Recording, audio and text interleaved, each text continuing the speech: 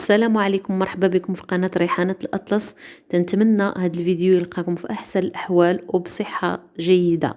بالنسبة للوصفة تاعت اليوم غادي نشارك معكم سلو المغربي اللي ضروري يكون حاضر في المائدة المغربية في الشهر الكريم اللي تنتمنى يدخل عليكم بالصحة والسلامة يا ربي. وباش ما تمنيتو غنشارك معكم سلو بطريقتي، غنضيف ليه واحد المكون اللي تعطيه واحد اللذة لا تقاوم، واحد اللذة يعني اللي ما عارفش المكونات ديال هاد السلو تيبقى يتسائل اشنو اللي تيخلي ديك البنة تبقى تدور في الفم. ندوزو لطريقة التحضير، نبداو على بركة الله. هنايا عندي 2 كيلو ديال الدقيق، انا استعملت دقيق ابيض الخاص بالحلويات، يمكن لكم تستعملوا اي نوعيه ديال الدقيق. هنا انا وضعت مقلاة فوق نار اللي متوسطه، وضعت فيها كميه ديال الدقيق. ضروري فاش تبغيو تحمروا الدقيق ديروا واحد الطنجره تكون ثقيله ولا مقلاة اللي ما تتلصقش، باش تفادوا ان الدقيق ديالكم يتحرق. هنا في هذه المرحله الاولى علاش درت النار متوسطه؟ باش هنا بنخرج الرطوبه من الدقيق، باش من بعد نحمرو يبقى اللون ديالو موحد، ما تجيش واحد الجهه بيضاء وجهه محمره. هانتوما كما تلاحظوا راه تكونوا بعض التكتلات. في هذه الاثناء انا روجت اناء وغربال فاش غادي نغربل هاد الدقيق. بالنسبه للغربال ضروري ديروه ديال السلك، ما ديروهش ديال البلاستيك. الا درتو ديال البلاستيك كونوا اكيدين غادي يتحرق ويتقب لكم الغربال. صافي هنايا غندير كميه اخرى ديال الدقيق وغادي نغربل هاد الدقيق اللي عندي. هنايا راه انا كثرت الكميه، غنحاول نقص باش يتغربل معايا بسهوله. يعني هاد العمليه انا دائما تنديرها فاش نبغي نحرق الدقيق، باش تتسهل عليا العمليه. فاش تنكونوا نحمروه تتسهل علينا العمليه. هانتوما كما تلاحظوا هادو هما التكتلات، خاصنا نحيدو نزولوهم، نضغطوا عليهم هكا باليد ديالنا ولا بشي ملعقه حتى تيتغربلوا مزيان. ضروري تغربلوا الدقيق وهو سخون، ما تغربلوش حتى تيبرد. الا برد غادي دوك التكتلات ما يبغيوش يطلقوا. صافي هنا الدقيق من بعد ما درت له ديك العمليه، حيدت له الرطوبه كامل وغربلته. هنايا راه غنرجعو للمقلاة، تندير قياس اللي غادي يتحمر.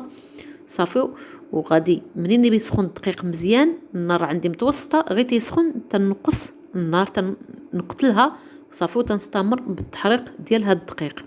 صافي هنايا هذا هو اللون ديالو من بعد ما تحرق، يعني خدا اللون. هنا باش تنعرفوا الدقيق ديالنا واش وصل اللون المطلوب، تديروا واحد شويه ديال الزيت وتتوضعوا فيه القليل ديال الدقيق. وما تنساوش الدقيق في هذه المرحله راه خاصكم تحطيو معاه بزاف فاش تيوصل لهاد الدرجه هذه، خاصكم ما تغفلوش عليه. صافي هنايا كما تلاحظوا انا اللون اللي بغيت هو هذا، انا ما بغيتوش يجي اللون ديالو مغلوق بزاف. صافي هنا انا غادي نزول هاد الدقيق ونوضع كميه اخرى، وغنستمر بنفس الطريقه حتى تنكمل كاع الدقيق اللي عندي. يعني اللي بغى يحرقوا على برا ولا تشريو داك المحرق، لا شريتو داك اللي تيكون تيتباع مصايب، غير سخنوه. ضروري تسخنوه باش يجيكم سلو زوين. الدقيق راه تيلعب دور، الا كان بارد راه تيجي خايب سلو. هذه هو الدقيق ديالي انايا، راه حرقته كما قلت لكم كامل، خليته حتى برد تماما، واحد 3 سوايع هكاك تبرد ولا بدرجه حراره الغرفه، وغطيته بالبلاستيك الغذائي باش يبقى محافظ على النكهه ديالو. راه ملي تنحرقوه تعطي واحد النكهه اللي زوينه بزاف، ما تخليوش عريان باش ما يطيرش داك الجهد ديالو. هاد العمليه ديروها واحد الليله قبل، يعني باش ما تعذبوش النهار اللي غديروا فيه تخلطوا فيه سلو بوحدو، والنهار اللي غتوجدوا المكونات ديروه بوحديتو. هنايا في هذه المرحله المواليه عندي هنايا نص كيلو ديال الكاوكاو، رابعه ديال الكاوكاو البلدي ورابعه ديال الكاوكاو الرومي. انا اكتفيت بنص كيلو، تقدروا ديروا حتى الكيلو، علاش لا؟ وتقدروا ديروا اي نوعيه ديال الكاوكاو اللي تتفضلوا، غير هو لا كان بلدي كان افضل. انا هنا بغيت نشاركو معكم باش غنوريكم بان راه تقدروا ديروهم بزوج، ولكن البلدي راه تيكون عنده نسمه اللي زوينه. هنايا هاد كاوكاو انا راه كان عندي بالقشره، سخنته في الفران صافي، زولت له القشره ديالو، هاد الرومي زولتها له كلها. وبالنسبه للبلدي راه واخا تخليو له القشره ماشي مشكل، تتكون القشره ديالو حلوه ما تتكونش مره. هنا كما تلاحظوا راه زولت له جزء وخليت جزء، يعني راه اي باش نعرف اللون ديالو فاش تيتحمر. هنا بالنسبه للزيت عندي نصف لتر في المرحله الاولى، غادي نخويه على كاوكاو باش نحمرو في الفران. بالنسبه للزيت انا استعملت زيت نباتي، ديروا نوعيه اللي تكون ممتازه ما تكونش فيها الريحه باش يجيكم سلو زوين. راه الدور ديال السلو هو المكونات. وبالنسبه للزيت ما تستعملوش زيت اللي تكون فيها الريحه. صافي غندخلهم للفران على نار مهيله حتى تيتحمروا مزيان. وهنايا في هذه المرحله عندي اللوز عندي نص كيلو ديال اللوز رومي كما تلاحظوا، هذا راه فزقته وفسختو. وعندي نص كيلو ديال اللوز البلدي. باش تميزوا ما بين اللوز البلدي والرومي، الا لاحظتوا الرومي تيكون مكركب وتتكون الحبه ديالو غليظه، والبلدي تتكون الحبه مفطحه ورقيقه. هذا هو باش نميزوا ما بين اللوز البلدي والرومي.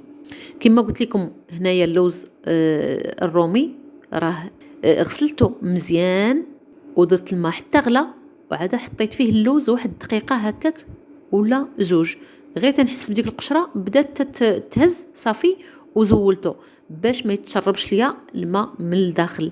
بالنسبه اللوز البلدي راه كما تلاحظوا خليته بقشرته، انا غنستعمله بقشرته، مسحته مزيان بواحد الزويف اللي فزقته ومسحته مزيان، ما تغسلوش باش ما يمشيلوش الجهد ديالو. راه اللوز بلدي لا في الحقيقه الا توفر لوز بلدي راه كان افضل. انا هنا راه حاولت نتشارك معكم سلو باش يتقام لكم شويه اقتصادي، حين تيجوا بزاف تاع التساؤلات داكشي علاش خدمته بهذه الطريقه، يعني ما درتش غير البلدي. حين هذا الرومي غادي نزوق به، يعني ما غاديش نطحنو مزيان. هنايا ضفت ديك الكميه ديال الزيت المتبقيه، وضفت نصف لتر اخر ديال الزيت. كما تلاحظوا غنغطي اللوز ديالي كامل. هنا راه استعملت يعني الطوطال ديال الزيت لتر، هو باش غادي نخلط السلو ديالي كامل. ما غادي نستعمل لا زبده لا زيت الزيتون. انا زيت الزيتون عندي شويه مجهده، داكشي علاش ما درتهاش. انا تعجبني زيت الزيتون ولكن مجهده عندي بزاف. صافي هنايا راه وضعت اللوز فوق النار يتحمر، وكما تلاحظوا كاوكاو راه تحمر خدا اللون الذهبي، ما تخليوش حتى تيتحرق، وديروا النار مهيله فاش تكونوا تحمروا هاد المكسرات، لا بالنسبه للفران لا بالنسبه للبوطه. انا راه حاولت نشارك معكم في الفران وفي البوطه. صافي هنا هذاك الكاوكاو خويته مباشره صفيته من الزيت صافي، وغادي نوضعه جانبا. هنا اللوز كما تلاحظوا راه وضعته في الزيت بارد صافي، وناقص عليه النار من الاول قاتلها صافي، وخليته تيتحمر على المهل، ومره مره تنحركه. هنايا كاوكاو الرومي ها هو تا هو راه تحمر خدا اللون الذهبي صافي وصفيته. علاش قلت لكم دائما خليو اللوز المكسرات وكاوكاو خليهم ياخذوا غير اللون الذهبي وزولوهم، لان تيبقاو شادين الحراره ديال الزيت، تيكونوا في الزيت تيبقاو شادين الحراره بزاف، يعني راه ما حدهم تيبردوا وهما تيزيدوا ياخذوا اللون كتر. بالنسبه اللوز عندي هنايا بقشرته ما غنعرفوش واش طاب ولا لا، تناخذ واحد الحبه تنخليها شويه تبرد صافي باش نعرف اللون المطلوب. انا راه هنايا يعني خدت اللون الذهبي صافي، زولته وضعته في مصفات. راه الكسرونه اللي صفيت فيها الزيت تنصفي فيها الزيت كاع ديال الكاوكاو وديال اللوز، كسرونه وحده. هذا هو اللون ديال اللوز ديالي. هنايا انا اللوز الاخر الرومي ها هو راه تا هو قريب ياخذ اللون ديالو صافي، غنخليه حتى ياخذ اللون وغنصفيه بنفس الطريقه. ما تخلطوش اللوز البلدي مع الرومي ولا كاوكاو البلدي مع الرومي، لان الطياب ديالهم ما تيكونش مقاد، لان الحجم ماشي بحال. هنايا اللوز ديالي راه صافي خدا اللون من الداخل ومن برا، غادي نصفيه. ضروري خاصو ياخد نفس اللون اللي عندنا برا يكون لداخل. صافي غنوضعو جانبا. هنا في هذه المرحله غادي نحمر زنجلان. بالنسبه للزنجلان عندي كيلو ديال الزنجلان بلدي اللي بطبيعه الحال جبته وغربلته ونقيته وغسلته. نقيوه عاد غسلوه. فاش غسلوه غير واحد الغسله وبالخف باش ما يفقد لكمش المذاق ديالو. الا غسلتوه بزاف ديال المرات راه ما تيبقى فيه ما يتكال، لا كاع المكسرات من الطرف. صافي هنا راه ناقصه النار وغنخليه ومره نبقى نحركه، ويمكن لكم تحمروه في الفران. هنا غندوزو باش نشوفو. هنا هادو هما التقاوت باش غادي نسم سلو ديالي. عندي هنايا 200 غرام ديال حبه حلاوه. بالنسبه لهاد التقاوت راه نقيتهم، غير مسحتهم ونقيتهم، ضروري تغربلوهم وتنقيوهم. وعندي النافع البلدي وعندي النافع البستاني. يعني باش تتميزوا والنافع البلدي خذوا اللي تيكون اللون ديالو خضر وزوين، ماشي اللي تيكون خضر بزاف تيكون مصبوغ. باش تعرفوا المصبوغ تتحكوه بين يديكم، الا طلق لكم الخضوريه عرفوه بالله مصبوغ. حاولوا تاخذوا يكون طبيعي. هنا بالنسبه لهذا هو النافع البستاني، راه تيكونوا الحبات ديالو غلاظ وتيكون باهت، ما تيكونش اللون ديالو مغلوق بزاف. انا حاولت نقرب لكم هنا باش تعرفوا النوع ديال النافع. هو راه نتوما كما تلاحظوا حكيتو بين يدي ما كاينه لا صباغه لا حتى حاجه. ضروري ديروا هذه العمليه يعني باش تاكدوا من الحوايج ديالكم. هنايا هذه حبه حلاوه. انا تنشرح للمبتدئات، راه يعني بالنسبه للمبتدئات هذا الشيء تنوري، لان تيجوني بزاف ديال التعاليق تيقولوا لي تطولي الفيديو. هنايا غنخلط كل شيء وغادي نوضعه في الفران. النار مهيله، غير يسخن مزيان ونطفي عليه الفران. هنا الهدف ليا بغيت غير نسخنه باش فاش نطحنه دغيا يطحن، ما ياخذش واحد الوقت طويل. الا خليتوه تتحمر غير مايوه، لان غادي يمرر لكم سلو. راه عندي 200 غرام من كل حاجه، راه ما شرحتهاش لكم. 200 غرام نافع، 200 غرام حبه حلاوه، و200 غرام ديال النافع البستاني. هنا الجنجلان صافي من بعد غنخليه حتى تنحمرو، يتحمر مزيان ياخذ داك المذاق ديالو الزوين صافي ونزولو. هنا من بعد ما بردوا كاع المكسرات غندوز باش نطحنهم. هنا راه خديت الزنجلان، خديت الروبو. هاد الزنجلان ما غاديش نطحنو، غير غادي ندوزو في الروبو كما تلاحظوا حتى توصل لهاد الدرجه. يعني اغلبيه ديال الحبات تيبقاو صاينين. يمكن لكم هاد العمليه ديروها في المهراز وتقدروا ديروها في الهاشوار، ولكن تديروا واحد الضغطه وتهزوا يدكم، ما تطحنوش جنجلان. حنا الهدف لينا غير يطلق الزيت ديالو. كما لاحظتوا راه بلدي طلق الزيت ديالو، راه ما ضفت ليه لا زيت لا حتى حاجه. بالنسبه للوز هذا هو اللون ديالو كما قلت لكم. دائما خليو واحد شويه لان تيبقى ياخذ اللون من بعد. هاد المكسرات تيبقاو ياخذوا اللون من بعد. صافي هنايا هاد اللوز غنطحنو مزيان البلدي اللي بقشرته. هنا لا تلاحظوا راه ضفت عليه شويه ديال الزيت اللي كنت صفيت منها المكسرات. الزيت راه بارده، كل شيء بارد. صافي هنا طحنته وزولته في واحد الاناء. هذا هو القوام ديالو. انا ما بغيتش نطحنو حتى يرطب بزاف، بغيتو يبقاو عندي دوك الحبيبات كما تلاحظوا. والقشره ديالو اللي بغى يزولها، ولكن انا تنفضل نخليها لان تتكون لذيذه. الغراف ديال الروبو ما مسحتوش مزيان لان باقي غنطحن فيه الكاوكاو. انا غنضيف كاوكاو كله، راه عندي نصف كيلو ديال الكاوكاو مخلط، رابعه رومي ورابعه بلدي. هنايا راه طحنته كما تلاحظوا، هو يلا ولا حبيبات. فهاد الاثناء غادي نضيف عليه من الزيت النيت اللي كنا صفيناها من اللوز والكاوكاو. لا تلاحظوا اللون ديالها راه احمر هاد الزيت، لان هذاك اللوز اللي درت بقشرته هو اللي طلق اللون في الزيت. صافي غنطحن كل شيء مزيان. هاد الكاوكاو هنا هذه هي الاضافه اللي غنضيف للسلو. انا ضفت هنا الشوكولات يكون نوعيه ممتازه. انا استعملت هاد الماركه نيستلي، تقدروا تستعملوا ميلكا، تقدروا تستعملوا اي نوعيه تكون شوكولا ديال الحليب، ما تستعملوش الشوكولات اللي فيه نسبة الكاكاو عالية لان غادي يمرر لكم سلو. صافي هنايا غادي نقطعوا الطريفات وغادي نضيفوا على كاوكاو. هاد العلبة ديال الشوكولات راه فيها 120 غرام. راه هاد الشوكولات تعطينا واحد المذاق زوين بزاف للسلو، راه اللي كلاه تيبقى يسول على المكونات ديال السلو، لان تيخلي واحد البنه فاش نكونوا ناكلوه راه ما تقدريش تاكلي واحد المعلقه وتحبسي. صافي هنايا انا كاوكاو ما بغيتوش يبقاو فيه دوك الحبيبات، صافي غادي ندوزو بالميكسور. تقدروا ديروه في الخلاط الكهربائي ديال العصير. صافي هنا راه طحنتو كما تلاحظوا مزيان حتى ما بقاوش فيه حبيبات، لان ما بغيتش كاوكاو بنادم فاش ياكلو ما يحسش بان راه فيه كاوكاو. واللي باغي يخليه طريفات تقدروا تخليوه طريفات. صافي هنايا من بعد ما طحنت كلشي وجدت كلشي ديالي، هنا غادي نغربل الدقيق. فهاد المره ضروري تغربلوه باش الا بقاو شي حبيبات ولا شي حاجه تزولوهم كما تلاحظوا. انا راه ما بقاوليش الحبيبات الا شي حاجه قليله بزاف، هذاك الشيء اللي تحصلت عليه ديال الحبيبات في الكميه كامله ديال الدقيق ديال 2 كيلو. هنا فهاد الاثناء عندي سكر كلاصي سبيسيال 800 غرام ديال السكر كلاصي.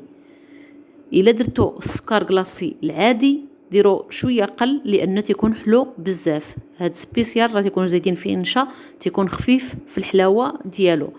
تا هو ضروري ما تغربلوه باش ما يعذبكمش عند التقلاط وما يبقاو لكمش دوك الحبيبات. بالنسبه ليا انا ما تنستعملش العسل لان تيتحجر سلو من بعد الا تعطل بزاف. وهنايا عندي 3 غرام ديال الملحه راه عبرتها اللي تكون مطحونه مزيان. بطبيعه الحال حتى هي غنغربلها. من الافضل غربلوا المكونات باش ما يبقاوش عندكم دوك الحبيبات في سلو.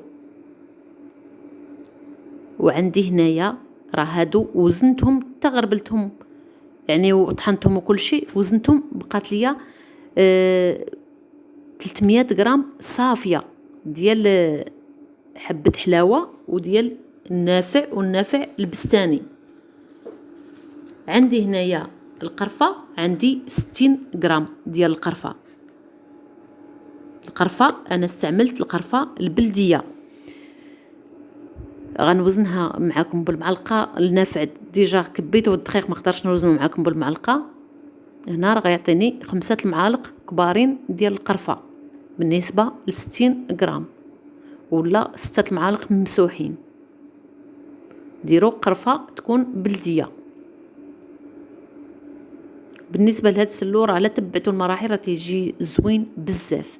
هنا عندي المسكه حره، راه وضعت واحد الكميه ديال المسكه حره اللي طحنتها مع السكر كلاصي. انا تنطحن واحد الكميه مع تنخدم بها بزاف وتنخليها في واحد القريعه وقت ما بغيتها تلقاها موجوده.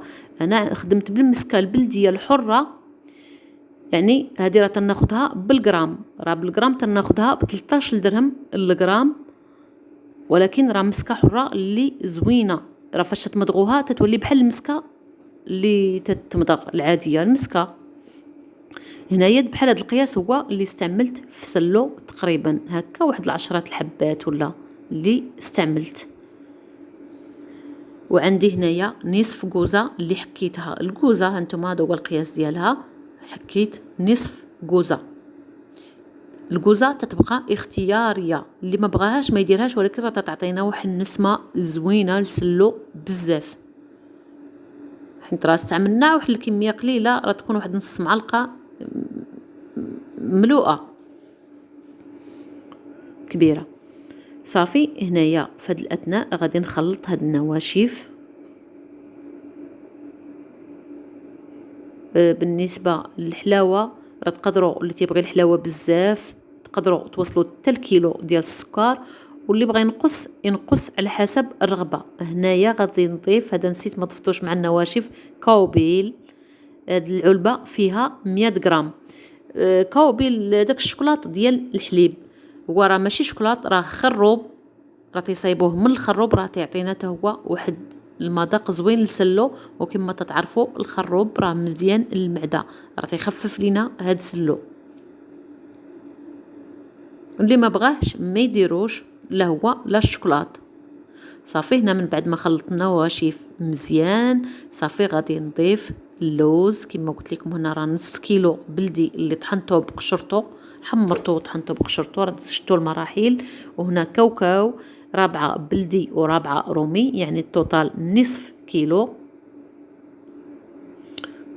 وغادي نضيفو اللوز نص كيلو اللي هرمشته تاع الرومي. هاد اللوز راه هرمشته في المهراز، يعني خليته طريفات صحاح بالنسبه لهداك نص كيلو ديال اللوز الرومي.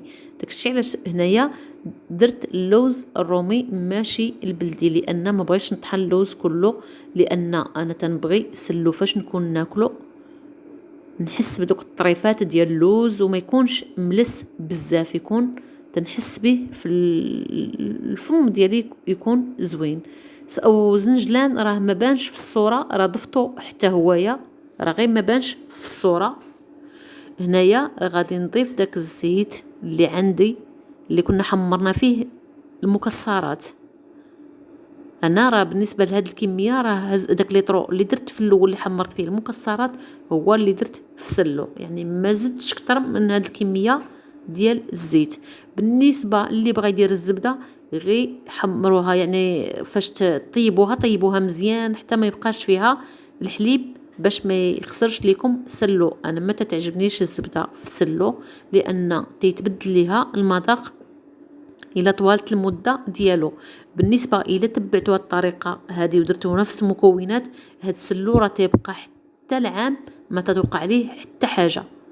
ودابا هنايا وقت العريك، هنا غادي تشمروا على دراعكم وراه ما تعركوا.